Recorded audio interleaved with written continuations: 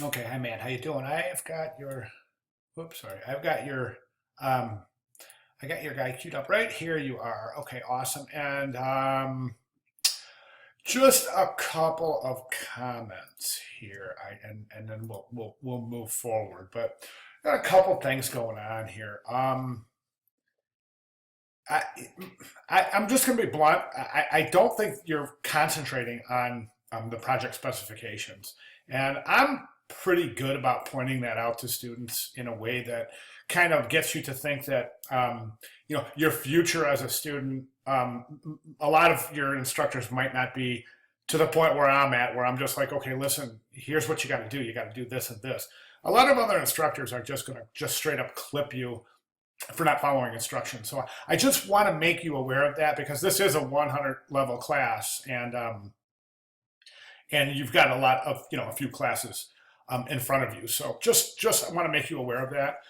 So as far as the project specs themselves, we have this thing. I'm going to just jump over here to your PSD. And before I do that, I want to take a look at the actual doc sharing area. So this week, for example, you have you've put a PDF in here on 1121 of 328, and then 2 minutes later you put in a PSD, and I'm just kind of getting confused. So I just want you to just concentrate a little bit before you start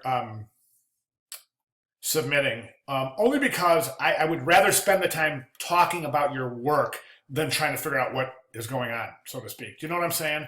Speaking of your work, I think you got a really good start going. I think you got some good ideas. In terms of Photoshop itself, we've got some issues that are pretty significant. And let me show you what I'm talking about. All right, so I just want to bring up your layers panel. And as I do, I want to take a look at this. Right here, this is your layers panel, and you have one layer, okay? Meaning that what if you take this to your client and your client says, okay, I really like this piece, but I don't like the microphone in the guy's mouth, so can you remove that? What are you going to do right from there, Matt? What are you going to do? You're screwed because there's no way, without preserving your layers, there's no way to remove that guy right there without, jeopardizing some really serious issues, like having to, clone in parts of his beard or erase part, or God forbid, erase parts of him. But the point is that with layers, yes, that can be very easily accomplished in one or two clicks. Okay, so that's my main concern is the following instructions and specifications, and then really coming down to showing technical proficiency in a way that adheres to those project specifications. So what we got, for example, we've got over here, we've got we've got the you've got your guy, and then you've got your background, and you've got some really faded areas right here, and the arms are like super blurry. So is this, and it's just listen. It's just not making sense. I mean, you just got this guy kind of like just here. I mean, it's just not making any sense. Take a look at those examples I posted over there in the announcement last week. There's a Terrible Toys Todd in there. That's awesome, man. It's the guy, the little crazy teddy bear gone, mad with the tractor and the blowing up the. It was cool, man. Check it out. And your piece needs to be competitive with those examples, and you need to look at this and say, Matt, am I competitive with those examples? And be honest with yourself, okay? As far as technical proficiency goes, we got this one layer.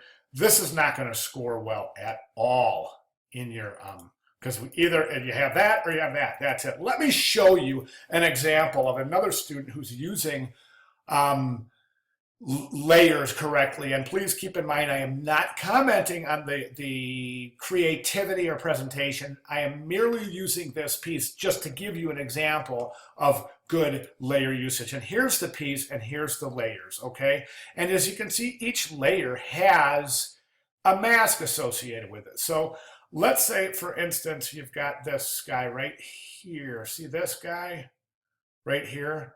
That coil, that's called coil. Well, look what happens when I deactivate the mask. Well, there's the background of the coil, and that's how Photoshop works. That's how we come in here and do the masking. So, and see these layers, like if somebody were to say to you with that one scenario I said, like they say, okay, I don't want that coil. Can you get something else in there? Well, you're not screwed because you've preserved layers. So, I mean, there, take the coil out and put something else in. It's that easy, okay? Do you see what I'm saying? So I want you to really think about that. I want you to reformat your piece. I want you to give this guy more life, okay? I, I don't want you to use cartoons. This is a cartoon, like a vector illustration. I need photographs, okay? No cartoons, all photographs. Get me some good, clear shots of arms, of bodies, of faces. Start photoshopping together some lower torso. I mean, I'm not even sure what this is, but it just doesn't work. Is it a rocket? It's cool if the guy has a rocket, but he got these old school wings with the rocket. It does. You see what I'm saying? I mean, think it out and let's get to work on the presentation. All right. Cool. I'm here if you have any questions. Thanks, Matt.